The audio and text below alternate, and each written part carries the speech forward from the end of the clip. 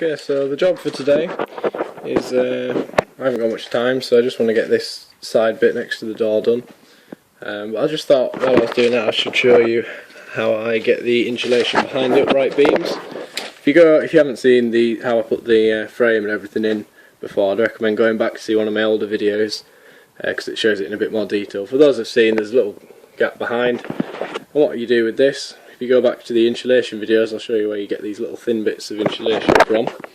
I'm going to have to try and show you with one hand, but basically you rip off individual strips of the wool and then you use a ruler, or this is what I do anyway, and you just kind of slide it in behind the beams just to sort of give a bit of a thermal barrier really between the cold metal of the container and the inside and the wood beams.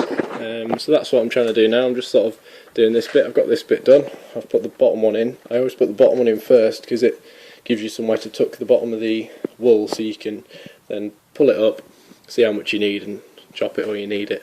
And then I've stapled 1, 2, 3 and one there as well. And it hangs okay on the staples. Sometimes they'll pull apart where these rips are, but this one's been okay. So yeah, today's job is to try and get this finished. I'll give you an update later on, see how far I get with it, and let you know what I'm doing. A good hint with this sheep's wool is you'll always end up with little bits of rip-offs. This is a big bundle of little tiny bits that have ripped off in my hand and bits that have ripped off corners and things. Don't throw them away because they're quite good for times like this where this piece of insulation stops here, but inside there's a little gap. So you can tuck that down there like that, and that fills in that little gap here. This bit here is flush with the container, nearly. You just need a little thin bit to do that, but the big bundles are great for putting down these bits. So never throw anything away that rips off any of your insulation if you're doing it this way. So to attach these on, it's going to be actually a little bit easier because unlike these long walls where I've had to alternate it, so there's a long board and a short board and they sort of end alternating so it doesn't look too uniform. Here it's just going to be boards cut. This is 80 centimetres long. I'll screw it into that one. Here I haven't decided yet. I think I'm just going to put some sort of trim on the edge and I'll figure that out later. But in this corner there's nowhere to drill it into, so what I'm going to do, you may have seen this in one of my other videos if you've watched all of them, is this bit here. I'm just going to drill that, obviously not this long, I'll do the whole height, drill it into that wall there, and then that just stops it from being kicked or pushed backwards, and I might even be able to get a screw every now and again just in that way as well. And then what I'll do on this side is kind of sandwich it, because in this gap here I'm going to have sort of a quarter rounded piece just to make it a little bit neater.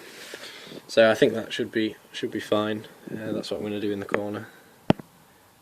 Right, so this is what the corner looks like with all the cladding put in place. Like I said, just started at the bottom, made my way up, screwed them into this bit here. I'm going to leave the top for now, just because I need to figure out what I'm doing with the vent, which is behind here. Just move around a little bit. Yeah, there's a vent in there, and I'm still working out what I'm going to do with these vents. I'm thinking some sort of stainless steel ducting and a fan, with the intention of making it a heat exchanger, heat recovery system later on. So sort of make sure that I've built it in a way that I can adapt it later on. But I'm still thinking about that, so there's no rush. This bit's done. Here's a piece of I think it's called quadrant or something, quarter rounded piece. It's hard to do because it's a full length piece and I can't fit it in. But that'll go sit in the corner like that, so it'll be neat and take away these gaps. So it'll be nice and smart looking. Another update for you. I've also done on this end this back wall here. So that door, you have to open that door first before you can open the big door that's behind there. If you don't know what I'm talking about, have a look at some of my older videos and you'll see what I mean. So I'm not going to be using that door at all.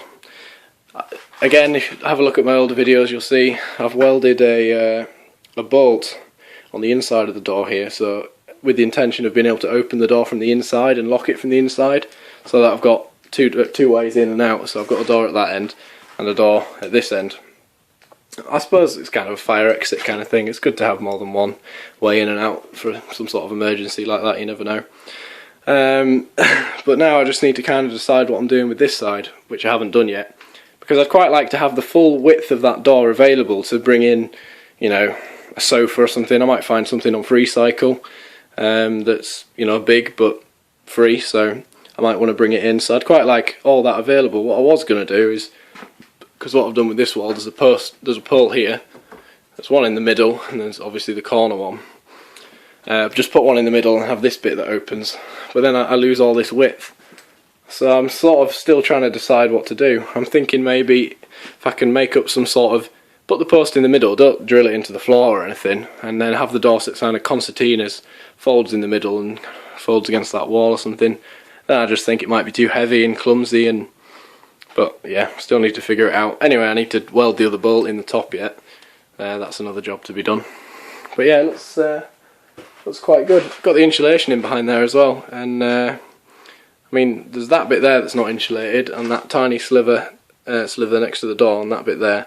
So it's pretty much all insulated now. It's a very hot day today. The sun's been out all afternoon, and it's quite interesting to see. You walk out, you walk into the container, and it's colder inside the container than it is outside. So I mean, the insulation must be doing something. I mean, I did all the calculations and everything before, it should be fine, but it's nice to see it working in practice.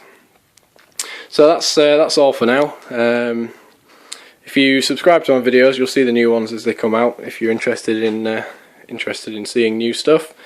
It's just a bit slow progress really, get some of this basic stuff done, continue on, and then once we got all these walls and vents sorted, it's onto the floor that's too dark for you to see.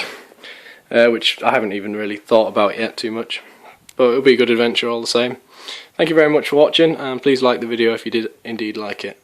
Thank you.